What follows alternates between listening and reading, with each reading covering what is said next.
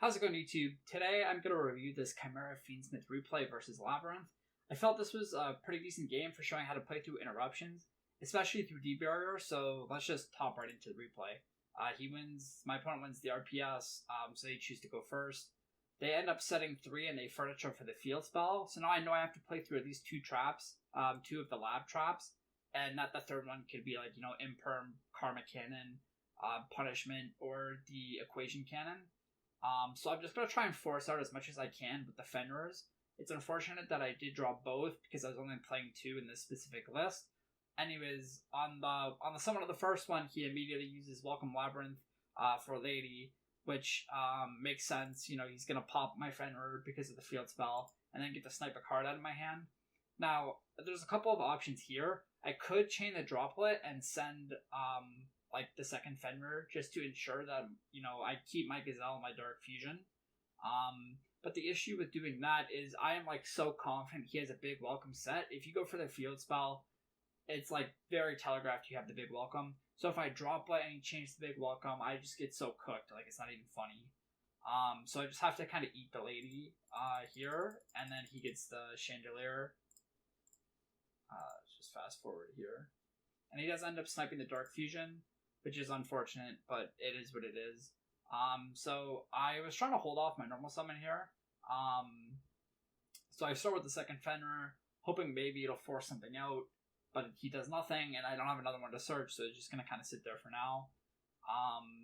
And now I'm going to go for a little bit of a Fiendsmith line, just trying to bait more interactions before I commit the Gazelle. We're just going to track for Lurie for Requiem, and then Requiem get another Engraver. And now at this point is where I make a misplay. So what I really needed to do was just not summon back the other Engraver, and then go for a Gazelle line instead. I have another replay showing, kind of the sequencing on what would have happened if I played it correctly. But I'm just going to continue going over this one. My idea is that I'm going to, use my Engraver to clear the Lady, and then make a Caesar, and that checks the big welcome. But that also just loses to whatever the unknown back row is, unless it's fake. In which case, great for me, but odds are that it's not. So, I'll show you here. I Requiem, and then use my Engraver to send the Lady. And then summon back my other Engraver, and I go for a Caesar. And I was like, oh, now I'm protected. Now I can, commit the Gazelle. But the problem here is literally whatever the live trap is, it is a punishment. But anything that's not the big welcome just checks the Caesar, and then the big welcome can do other things. So I use the Gazelle, he uses punishment, which the end test clears the Caesar, like I said, and now I just have a Fenrir, and that's it. Gets rid of the field spot, great, but I'm in such a tough spot here. And he gets a Lady. I literally can't hit over the Lady, and I'm not going to be able to banish it because I use my banish. So I just summon and pass. I get to drop it here on damage step to keep my Fenrir out a little longer, but I have to top deck my way out of this. And he's eventually going to make his way to D-Barrier. So, once it gets to that point, there's just nothing I can do. So he's just going to get a bunch of chains here. And, like I said, I have a Fenrir in a dream, and he's going to get a D-Barrier on his turn before I can even, go for a first fusion play. I think I get to a sequence here, and then by that point, it's just not going to matter. Let's just continue on with this. Yeah, there's the sequence. He gets his big welcome, gets the Lady, and then he's going to make his way to Ariana to search the Ku Clock while setting D-Barrier. And then now, the game's just over. There's nothing I can do. After going back and reviewing the replay, I kind of theory crafted what I should have done instead, because I felt that there was a way for me to win that duel if I played it properly. So this is what I should have done. I still start with the Fenrir. It's still the same thing, he welcomes to pop it and then rips the Dark Fusion from my hand. After that I summon Fenrir again, go for the Engraver line still, track for Lurie for Requiem, and then a Requiem for Engraver. Now at this point is where I play things differently. Now I'm going to normal summon Gazelle after clearing the Lady, of course. Now he can punishment my Gazelle in the same way, but now I don't lose my commitment of a Caesar, and I still have an engraver to play around with. So I go Gazelle for Chimera Fusion. It gets popped. I'm assuming he would pop the Fenrir here. That would just make the most sense. There's not really a point in popping the engraver, currently at least. But to be honest, it doesn't matter as long as one of the monsters is still alive. So now he just has a set big welcome. I use the other engraver to summon. Now you use whatever 2 monsters for sequence. Sequence can fuse for Aerial Eater by putting back 2 Light Fiends. And now I can at least do a semblance of a combo. I can Muck Pitch the Droplet, that's not very good in this matchup. And then I get Baphomet Gazelle. I can fuse for the Fusion Baphomet. It's important to note here that I did not use my Baphomet on field for fusion material. This is because I didn't have any illusions in my grave, obviously. And Muckracker Fiend blocks you anyways. But so I wanted to keep it for the follow-up turn. That way it can be used to revive a monster like the Sword Knight if I use it for an early fusion. The Muckracker really wasn't doing anything, so it made no sense to keep it there. But anyways, I Muck Gazelle and Baphomet. I get a Kodal. Kodal can search for a Gazelle, so I get more follow-up when I use the Chimera Fusion on my opponent's turn, as well as putting both negates live in the graveyard. So this is a much more stable line of play, as opposed to what I ended up doing, and I think this would have won a lot better for me. Alright, now we're in game 2, and I get to go first. My starting hand looks like fine, I guess. It's nothing too crazy, but it's not bad either. I don't want to get cooked by single Ash or Nib, so I go for this admittedly awkward line to start. You'll see how it works out for me in just a second. But I wanted to start immediately with a fusion play, making Baphomet, and then I'll go Baphomet, send Necrom, just so I can start a Fiendsmith line to play around Nibiru as best I can.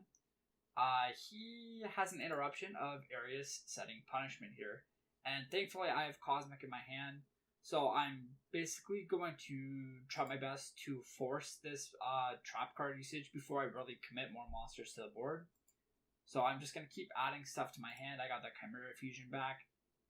In this way now I have a way to chain my fusion and make a Magnum at any point after he uses the punishment, so I can effectively dodge it.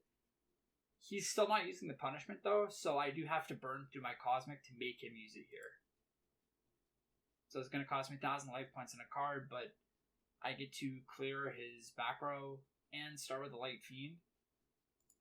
So luckily here for me, I drew in a Monster Reborn. I could do a whole Fiendsmith line and then Reborn Sword Knight, and he's just cooked. But I do have an alternative line of play if you're not playing Monster Reborn or don't draw it into a way to, I guess, one card combo. So he just scoops here after I Sword Knight. But, yeah, I got lucky with the Reborn, but it wasn't necessary, and I'm about to show you why. Alright, this is what I would have done if I didn't draw the Monster Reborn. For this replay, I just put a dead Patrick in my hand. So instead, I'm just going to go for this Necrom line. There's no way to really play around Nib, so I just kind of have to accept that if he has it, he has it. I'm trying my best to also keep an Engraver alive in my graveyard, just in case he has another interruption. So I get to this point where I make a sequence, and then I put back my 2 Edgem Chains for Aerial Eater. This is going to make the Patrick live for the next turn, but anyways, it's just going to send Baphomet here, and then I'm just doing a Muckracker combo to bring it back and get into my fusion. Thankfully here, I have this Diabolica in my hand, so when I pitch it for the Muckracker, because Muckracker pitches for a card effect, it'll get to trigger and add back Engraver. This will also chain block the Baphomet. So now I have an Engraver for track for Lori just to get another Fiend body on the field. This means I get to keep my Muckracker just as another layer of protection.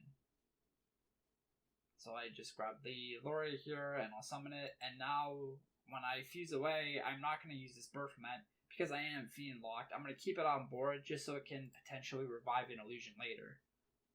I'm going to use the Lori just because it's a free body. I'm fusion locked, so I can't use the Link Climb. But now we're going to have a name on board with a negate and our Chimera Fusion back. And this line still kind of, is just able to play, whereas obviously the Monster Reborn is just full combo for the Sword Knight, but this is an alternative if you don't, sack your way out of it with Magnum. Alright, game 3, my opponent's going to start. they end up just going for a 3 back row with a Stovey to get big welcome, but this is really nothing to scoff at. Now I'm going to start my turn, and before I drew, I'm like, wow, if I drew an evenly matched, they would just be so cooked. So what do? I immediately go into the battle phase, and they start firing off all of their traps. They have to use this lady to try and snipe it out of my hand. Otherwise, like, they're just going to lose all their interruption anyways and not have any follow-up. So because I'm, forcing all of this interaction, look what happens. They have to lady big welcome just to get a pop. Now this lady ends up sniping the worst card in my hand. There was never an evenly match, so they were never going to hit it. And they flip a D barrier preemptively. So now I just go main phase 2, and I'm going to start playing the best I can while we're under D barrier. I'll start with Patchwork for Edgem Chain and a Poly. And then I believe my next play is Summon My Apprentice, pitching Luri. Now we get to search for another card and do our whole Fiendsmith line. Go into Requiem, into Engraver. Now, there's not really a lot I can do since I'm fusion locked, but I can just loop a Chaos Angel. So I'm going to summon out this Edgem Chain, synchro with the Engraver, make a light and dark protected Chaos Angel, try and banish the lady, get it out of the game. The last trap could be live and they can protect it, but either way, this Chaos Angel forces the issue, and it doesn't really matter what happens to it, because we're just going to reborn it again in a second. We also get to chain block it, by the way, with the Edgem Chain, because it was sent. Then we're going to link for SP, clear the big welcome out of the graveyard, and now we can use our Engraver to summon back and make Muck, and then Chaos Angel them again. Like, this evenly matched bait does not always work, but if there's ever a situation where you're playing a deck that is known for playing evenly matched, and you think in your head, like, wow, an evenly will be so good here, honestly, I say just go for it. I do this quite a bit, to be honest, and normally I find it works out in my favor. Everybody always starts panicking as soon as your opponent goes, end a main, end a battle. I'm guilty of that too, so I think it's just a very effective strategy when the timing for it is right. But anyways, they have a Flashing Fire. I could protect with the Muck, but I just let the Chaos Angel die. They're going to skip their battle phase because it's a Runic card. So I know this Muck is going to survive no matter what, and I'm just going to bring back Chaos Angel as my first action the next turn. He summons a lady in the end phase, forgets that he has to skip his battle phase, and he just scoops from there. So anyways, that was how to play through D-Barrier, forcing, as much interaction as you can with bluffs and non-engine cards. I hope you guys enjoyed this replay analysis. If you want to see more in the future, definitely let me know in the comments down below.